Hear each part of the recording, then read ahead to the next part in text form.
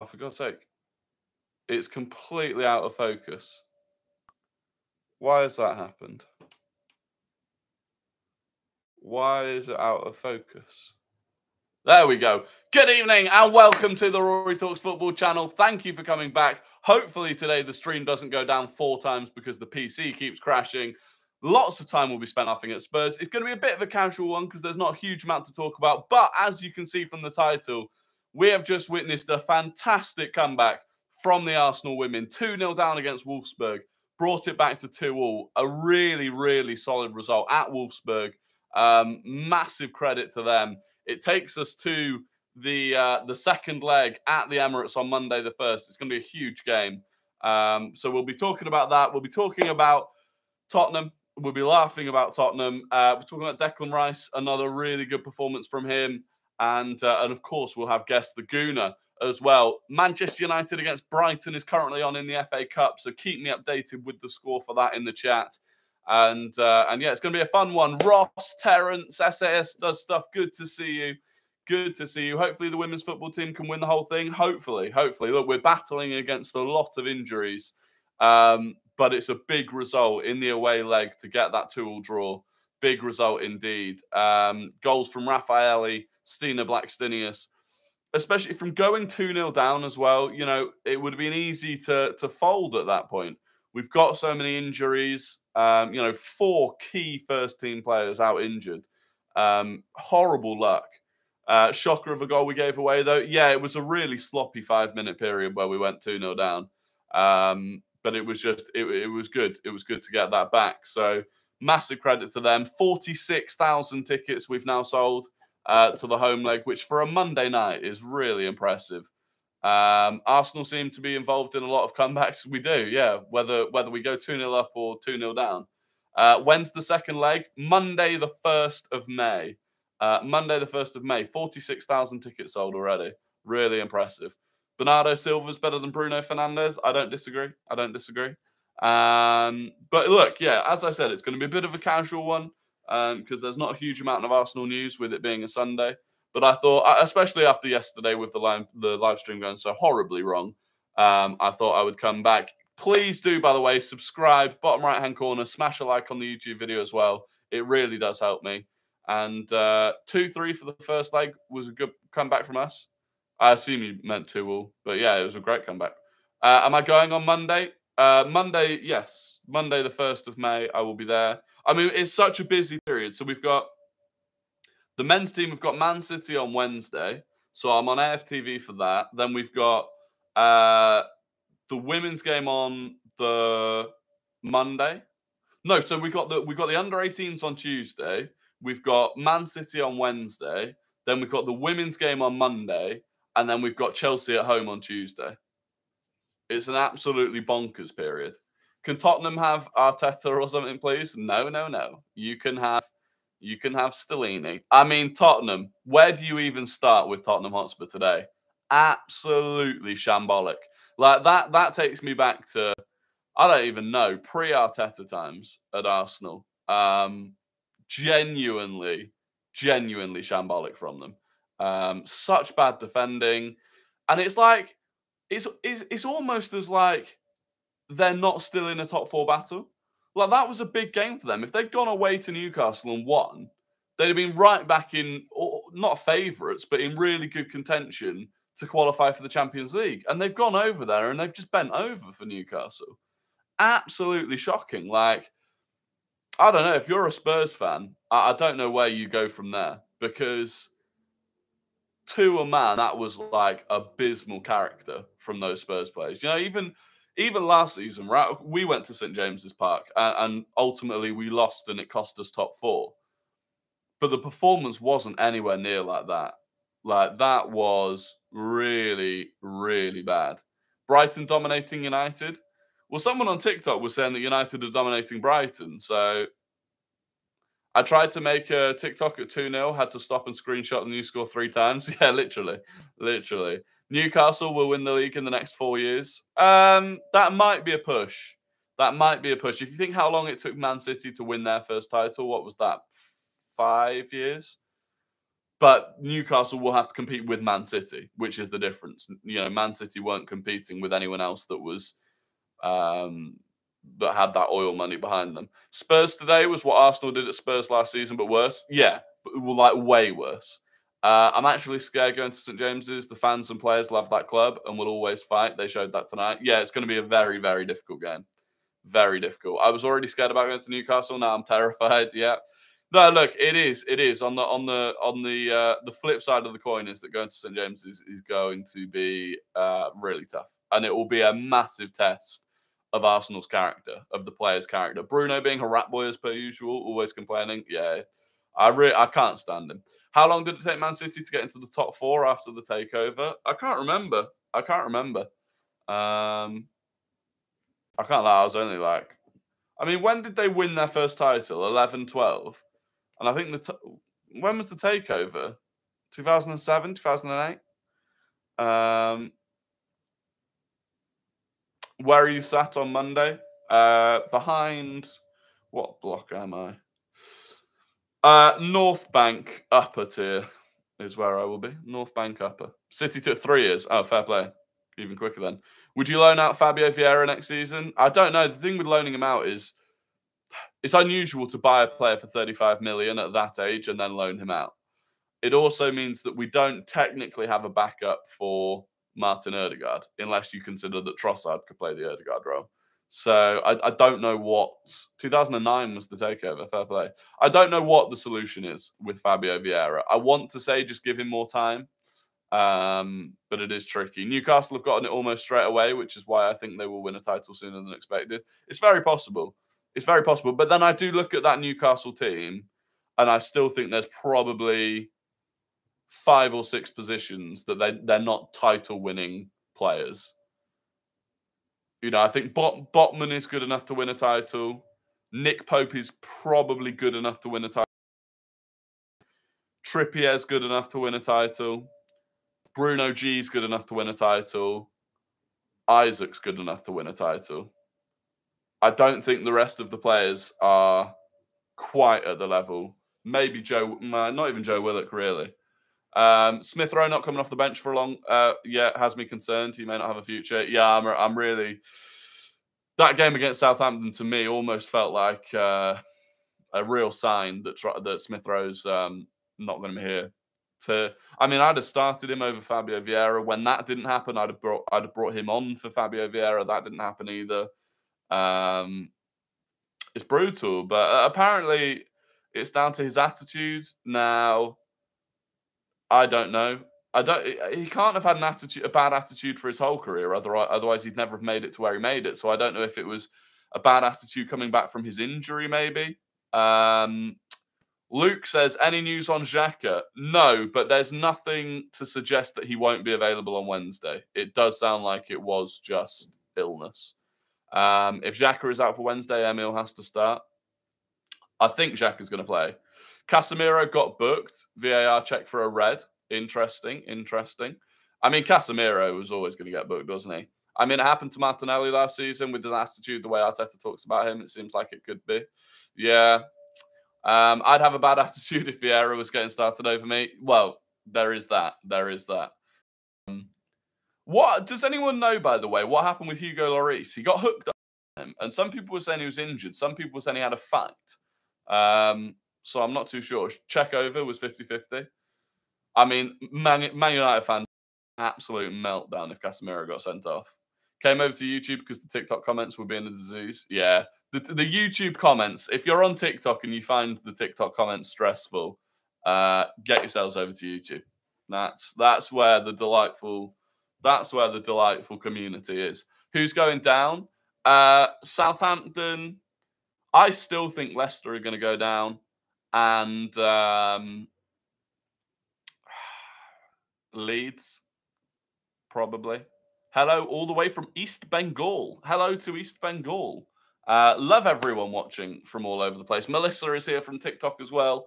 Thank you very much. Please do subscribe. The TikTok, in my TikTok bio, the link to my YouTube. Head over and subscribe. I wanted to talk about Declan Rice. Declan Rice, again today, was absolutely phenomenal. It's almost frustrating because at this point, I don't think anyone needs convincing that Declan Rice would be a fantastic signing. But these performances are adding price. They're adding money onto that price tag for Declan Rice in the summer. He really is, for me, like built to play the Granit Xhaka role. He's proving it, especially over the last few games, that he really can get forward well. And yeah, what a player! What a player! Man United look absolutely awful right now. Good to see. Who would you sign from them clubs if they got relegated? From Leeds, Wilfred Gnonto would be the first person that I would want to go for. From Southampton, Romeo Lavia and Bella Kotchap would both be players that I'd be interested in. And from if Leicester go down, there's actually no one I think I'd take from Leicester because I think they'd all come with such a premium price. If Forest went down, I'd take Brennan Johnson. Tielemans, the thing is the reason Tielemans has never happened is because he's demanding really high wages. And actually, I think this season he's fallen off massively. I think he's been really poor this season. And that might be because he knows he's leaving and it's an attitude thing. But I still don't like that attitude. For me, even if you're leaving a club, you should, the club that's given you the career almost, it's given you the ability to present yourself to maybe get a move to Arsenal. If you can't put the effort in to try and keep them up, I think it's poor. To be fair, I think we should rest Partey and start Jorginho. I don't think you rest Partey against Man City. I don't think you rest Partey against Man City. I think someone like Eddie or Balogun could be used in the Rice deal. Very possibly. Very possibly. There's reports Partey might be playing right back and Ben White plays centre back with Gabriel. How would that work out? It's what people. Yeah, it's a weird one. People have been asking for Partey to go to right back. He played there against Crystal Palace with about 10 minutes to go. We made a substitution and we moved Partey to right back. I'm not sure I like it. I'm not sure Partey can play any sort of attacking right back role. The overlapping runs Ben White makes. And then you lose Partey from the midfield as well. So if we play Partey right back, we have to play Tierney left back. Yeah, I'm not sure how it would affect the system, but it's a massive, massive call to make in the biggest game of the season. Partey's so good defensively on his day. Yeah, he is. I put this on Twitter last night. There was a picture of the gap for their second goal. Rob Holding had dropped off about 20 metres. And it's not just the fact that that space was then allowed. I can't remember who it was that played the assist into Walcott, but he was allowed to run 20 yards forward without being pressured because of how far Holding had dropped off. But it showed perfectly the massive area of space that Partey is having to try and cover and protect at the moment compared to normal. If Partey played right back, he'd pull so many muscles on those overlaps. Yeah, exactly. The guy can't sprint. I'm certain he can't sprint. Apart from that one sprint he did earlier in the season. Alcaraz, that was the one, yeah. Estupiñán and Caicedo for the summer. Definitely Caicedo. Estupiñán does look good as well, but I don't think he's necessarily the left back that we need as a backup to Zinchenko. How about Zinchenko takes the Xhaka role and KT plays left back if he's unwell? It's possible. That is possible. Caicedo having a man of the match performance. Yeah, I mean, Caicedo and Rice just both. Oh, God. What a summer that would be if we brought them both in. We need it. We need it. Isn't Saliba back on the field training? Yeah, there was rumours on Friday that Saliba had been training on the pitch. Will you be happy with second? Look, I won't be happy with second because of the... I won't be unhappy with second because it's far better than we anticipated at the start of the season. At the start of the season, all I cared about was getting top four. If we'd got fourth and won no trophies, it would have been a good season, in my opinion. To get second and to have this title race is fantastic. So I won't be unhappy, but I'm also not going to be happy because we could have won a title. I'm fed up with Zinchenko's defensive qualities. I don't actually think he's that bad defensively. I really don't. What did you think of EA Team of the Season? Shocking. I mean, how Romero, Højbjerg, both in there? Absolutely outrageous when you see them play today. Would you take Watkins in for backup for Jesus? if we could get him. Yeah, but I think you'd have to sell Nketiah and Balogun at that point, which I'd be surprised to see happen. Did you see Saliba's reaction to Southampton goal? He was in shock. We need him. Yeah, I can't even imagine how Saliba's feeling at the moment in terms of, you know, I'd almost expect he feels a level of guilt almost that he knows that him not being there is causing so many of these issues, but it's entirely not his fault. You can't help getting injured, but he'll be feeling like it's almost his fault that he can't get fit and get back. And it must be so frustrating. It must be so frustrating. Trossard to start over Jesus? I don't know. I don't think so. I think the thing is, I really feel like Trossard has to start, but I just don't know how you get him in. That's the problem. I think Saliba might be on the bench for City, like how White was on the bench last season v Spurs and come on if we're winning. Maybe. How much would a player like Tammy Abraham be? Probably not that much. He's not had a great season. Do you think Tierney's time is up? I worry that it is, yeah. I do worry that Tierney's time is up. I think even today on the pre-match discussion before the Newcastle Spurs game, they were talking about the possibility of Tierney going to Newcastle in the summer and how good a signing that would be for them. Still hoping Saliba signs a new deal. Any doubts for that? No, I'm pretty certain Saliba will sign a new deal. I do think his agents are difficult to negotiate with. And I think they're waiting to see how this season plays out to see how much money they can try and get him on. But no, I'm pretty confident he'll do at least one more contract at the club. What do you think about a Leal, Martinelli, Saka front three? Martinelli, our best finisher. I mean, it looks great on paper, right? But it's an expensive addition in a position that I'm not necessarily sure we need to spend the money on at the moment. FA so biased towards the south, even the United end has empty seats. I heard it was full, but Tierney does not deserve to be on the bench all the time. The whole point is to have rotation. The problem is that the rotation it completely changes the dynamic of the team. The problem with rotating Tierney in is that because he can't play that inverted left back role, he can't drift into the midfield the same way that Zinchenko does because he's just not as technically good. It completely changes the system. And we've seen in the last few games, Rob Holding playing changes the system. And as soon as we don't have that almost perfect system that we had at the start of the season, it really costs us. Do you think we have to beat Man City to win the league? I think if we don't beat them, it's very difficult. Even if we draw to City, so we'd be 5 points clear still with 2 games in, having played 2 games more still. So we'd be relying on Man City would have to drop points at least once, and we'd have to get through Newcastle away without dropping points, and Brighton and Chelsea at home without dropping points. So that's very difficult. It's very difficult. We need a win at the Etihad because I feel like we'll drop points to Newcastle. I do fear going to Newcastle away. Even if we beat City, I'm not confident in the 3 after that. Well, that's the thing. We could beat City in the league. It would be very Arsenal. I still think a draw at City would be okay as I see City dropping points. City do have hard games. In a period where City will have so many games to play. They play Fulham away, which isn't easy. Everton away, which isn't easy.